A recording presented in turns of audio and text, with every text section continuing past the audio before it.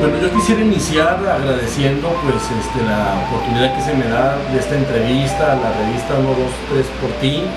He sido colaborador en una ocasión y espero dentro de poco volver a participar haciendo una pequeña colaboración. Y el tema que yo estoy manejando ahorita es precisamente el voto de los mexicanos en el exterior. Creo que mientras se está perfilando, se está hablando de gente para gobernadores, para el siguiente ciclo, que es el siguiente año, se han manejado distintos nombres. Uno de los temas preocupantes para el Consejo Estatal Electoral es si se va a realizar las elecciones, en el caso de la LEGIPE, que contemplan las elecciones para gobernadores de los estados y senadores de la República, si se va a incluir el voto de los sinaloenses en el exterior. Y a este universo de los sinaloenses en el exterior no solamente me refiero a los que viven en el otro lado, me refiero también a los sinaloenses que radican más allá del territorio estatal, entiéndase, en otros estados de la República, tales como es el caso de Tijuana, en la cual los culiacanenses, por distintos motivos y por razones históricas, han creado un circuito transnacional entre Culiacán, Tijuana y Los Ángeles. No es gratuito saber que algunas investigaciones que se han hecho sobre los culiacanenses en Tijuana nos abarca casi una representatividad de un 30% de culiacanenses en Tijuana. También se ha hablado de un distrito de 19 en el caso de Long Beach, en California, donde hay una gran concentración de sinaloenses en esta región. ¿Y qué decir de otras regiones como Guadalajara, como el propio, incluso podemos hablar de Sonora, donde hay una gran concentración de sinaloenses? El problema de que nos pone también en este caso es cómo van a ser estos sinaloenses, que va a haber hay una campaña de masificación en la cual las personas que están en el extranjero van a poder sacar su credencial para votar, aún estando en suelo extranjero, sin un domicilio que los identifique. Pero lo verdaderamente importante creo que hay que analizar es cómo se van a analizar las campañas de los candidatos fuera del espacio territorial que conocemos Sinaloa. ¿Cuáles serán también los gastos de campaña para realizarse en estos lugares que están más allá del territorio estatal? Desgraciadamente, para algunos juristas, la circunscripción del territorio ha quedado plasmada solamente a lo que entendemos como el territorio, como soberanía estatal. Sin embargo, para los estudiosos del transnacionalismo, creemos que es una gran oportunidad de que puedan manifestarse a través del voto más allá del territorio estatal. ¿Por qué lo digo de esto? Porque muchos de los sinaloenses que están más allá del territorio estatal saben lo duro que fue salir del estado, a los problemas que se enfrentaron en el estado, como en los años 70, en los años 80, debido al narcotráfico, en los años 80 debido a la economía, sobre todo en el sector agricultura. En los 90 se intensifica una crisis aguda en el sector primario. En los 2000 vemos una cruda realidad de las políticas neoliberales, en las cuales han atacado principalmente al sector servicios en Sinaloa. Esta migración, para muchos expertos en la migración, puede decirse que los sinaloenses no tienen un peso importante en la migración. Sin embargo, creo que Sinaloa es un estado tradicional de migración.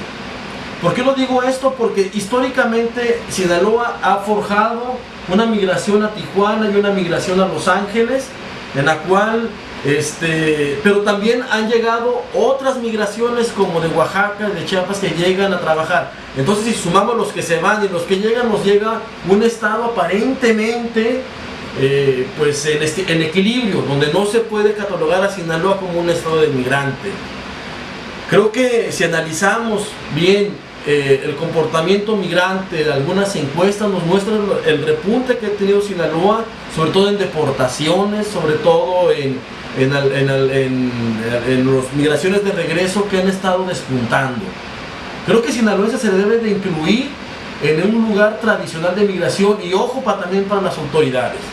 Cada vez que se va un migrante sinaloense no significa que va a haber más remesas, significa que se está perdiendo un capital humano importante, se está perdiendo la forma de hacer nuevos forjadores de trabajo.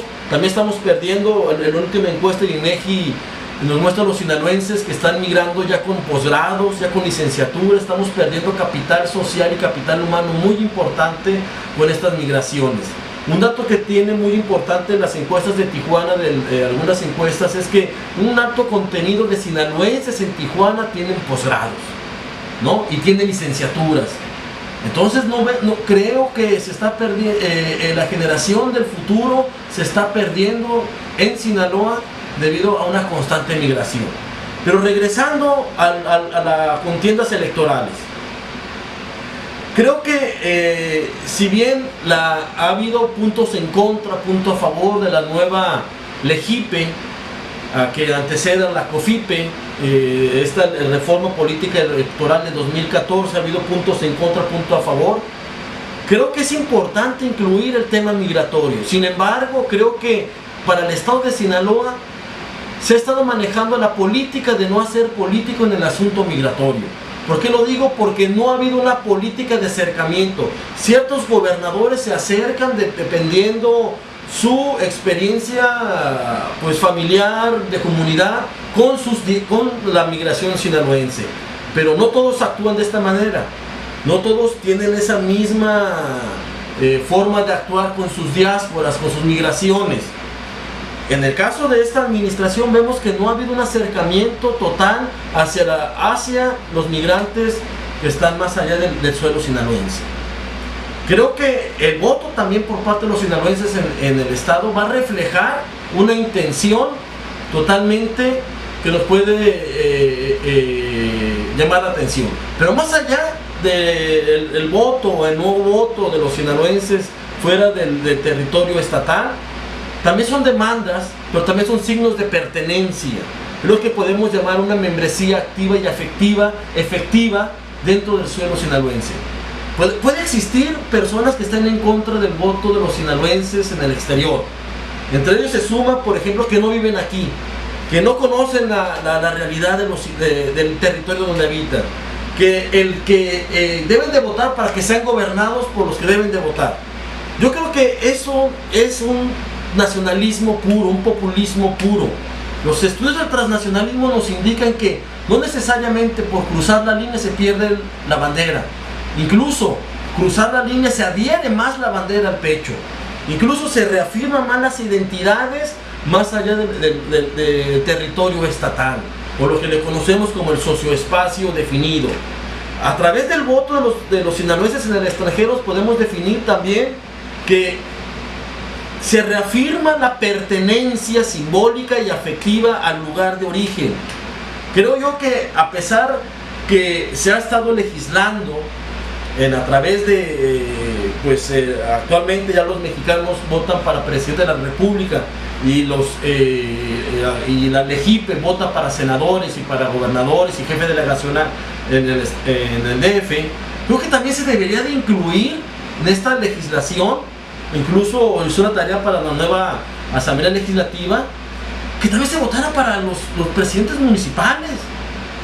Y no solamente para presidentes municipales, debería de haber para también diputados locales.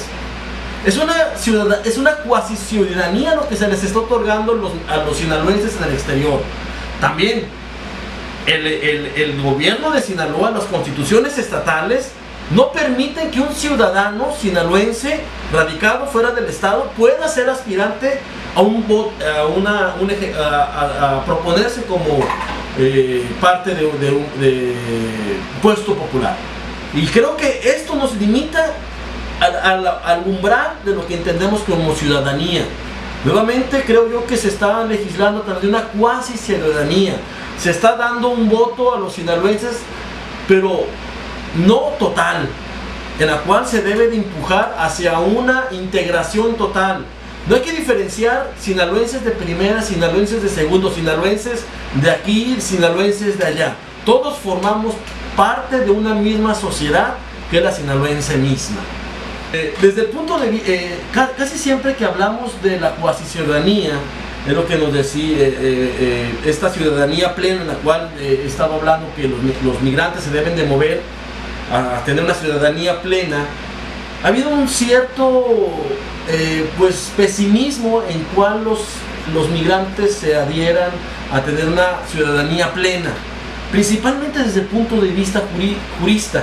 Entre ellos encontramos a los dos grandes juristas que han defendido una postura totalmente territorial.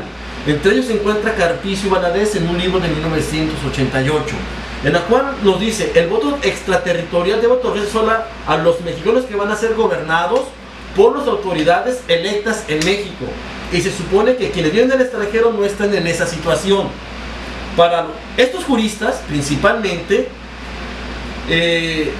presupone que se pierde al momento de salir del suelo mexicano, ya sea legal o ilegal, su identidad y membresía.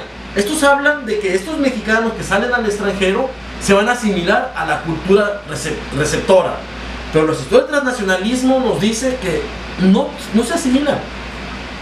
Al contrario, generan prácticas que están y vínculos afectivos con sus familias y ciudades de origen. No quiere decir con esta que porque cambian los tacos por las hamburguesas, o cambian a lo mejor el agua de horchata por la Coca-Cola, deja de ser menos sinaloense. Esto es parte del ser transnacional. Adquieres compromisos tanto en tu lugar de llegada, pero también adquieres compromisos en tu lugar de destino. Es algo muy importante, pero también hay otro problema con el voto de los mexicanos en el exterior. Se ha hablado del excesivo costo que puede representar. La elección del 2002 se gastaron cerca de 500 millones de pesos. En la elección esta que acaba de suceder con Enrique Peña Nieto, se disminuyó 180 millones de pesos más y votó casi el triple más de la gente que de la anterior elección. ¿Qué quiere decir? Con menos dinero votó más gente. Ahora bien, ¿cómo votaban los mexicanos en el exterior anteriormente? Primero tenían que llevar su credencial de elector, tenerla vigente y tramitarla ante un consulado el derecho de votar. Ellos pagaban una suma más o menos de $25 y pagar el gasto de envío de correo al INE o al IFE en aquel entonces, y decirles que querían votar para la contienda presidencial. Posteriormente el INE o el IFE en aquel momento mandaba el sobre con el acta a su domicilio. Muchas de estas actas se perdían. Y luego el migrante votaba y mandaba su voto. También al momento de llegada se perdían muchas de estas actas. Bueno, sí es cierto, votaron cerca de 38,000 y se llegó a tener hasta 54,000 votos de los mexicanos en el extranjero. Es una situación pues muy poca. Se hizo más ruido de lo que realmente votó, pero hay que ver una dimensión muy importante. Realmente desde un principio que se otorgó el voto de los mexicanos en el exterior, siempre estuvo con la idea de que iba a fracasar. ¿Por qué?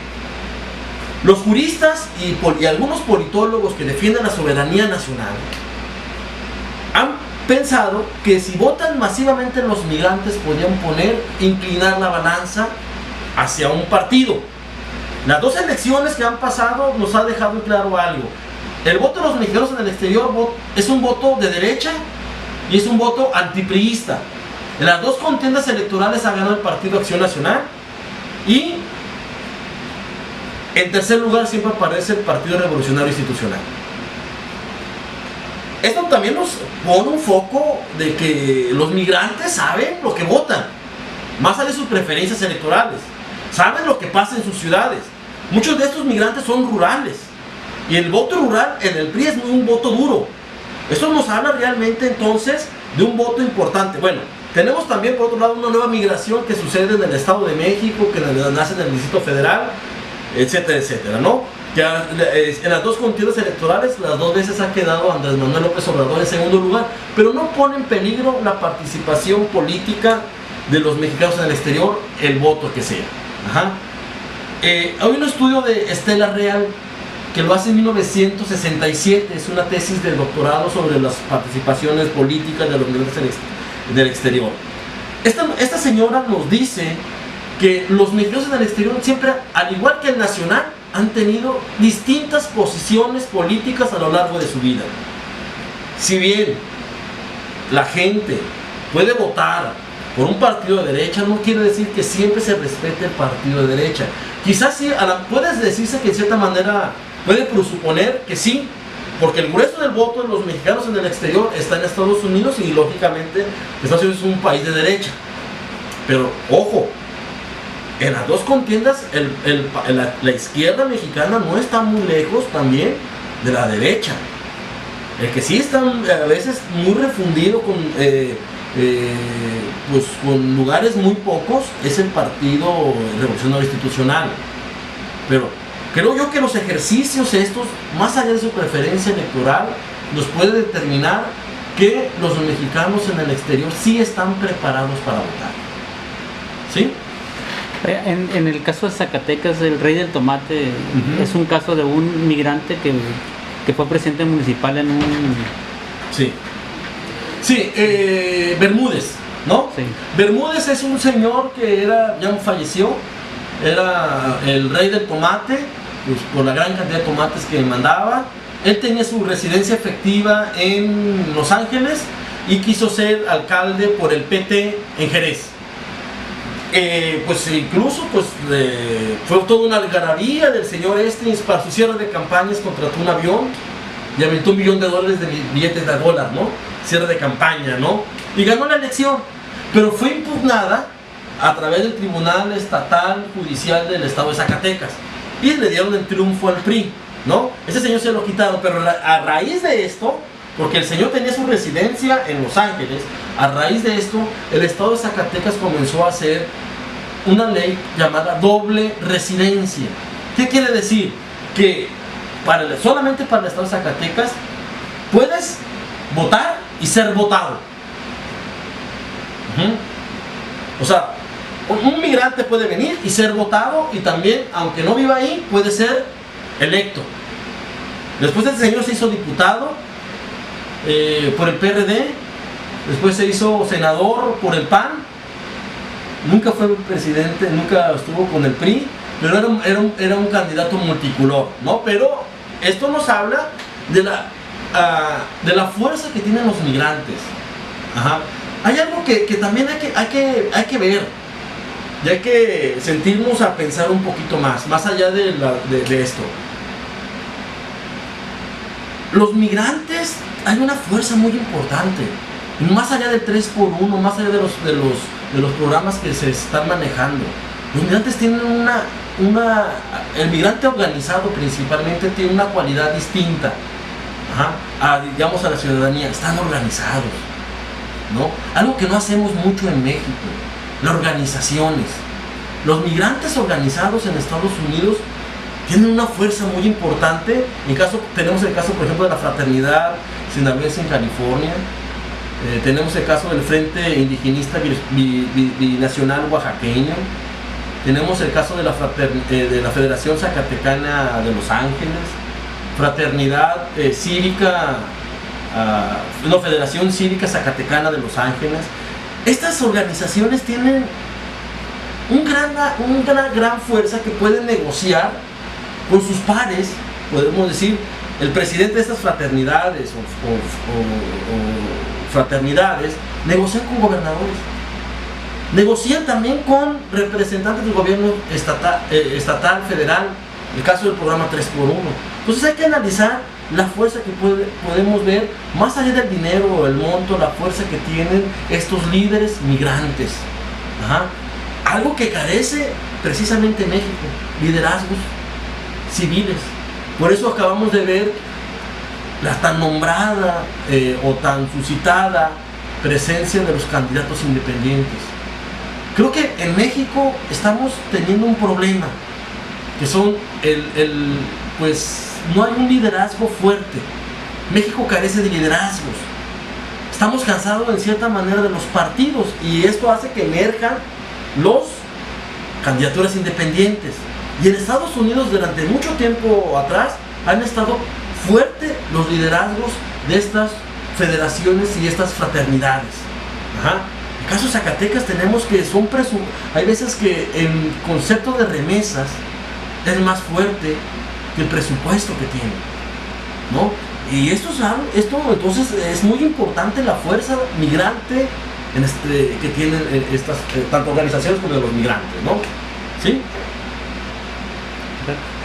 Creo yo, para finalizar, creo yo que es importante analizar, sobre todo en el gobierno del Estado. Creo que en algunas otras ocasiones a través de conferencias he pensado o incluso lo he comentado, la urgencia de crear el Instituto Sinaloense del Migrante, pero no con el fin político, con un fin totalmente simbólico, ¿no? Y no oficina, ¿no? Que sea ciudadano, ¿no? Y que tenga sus pares, tanto ciudadanos sinaloenses como ciudadanos migrantes en Estados Unidos. Creo que al tener un instituto nos permitiría trabajar conjuntamente tanto los clubes como federaciones que están más allá de nuestro territorio estatal. También nos permitiría abrir negocios. También nos permitiría abrir un abanico de oportunidades para que ellos regresen, incluso el turismo nostálgico o el regreso nostálgico. También nos permitiría crear becas de intercambio entre los dos, entre ambos lugares. Creo que nuevamente lo repito, para los distintos gobiernos en Sinaloa, el asunto de la migración es un asunto que queda en una agenda totalmente olvidada.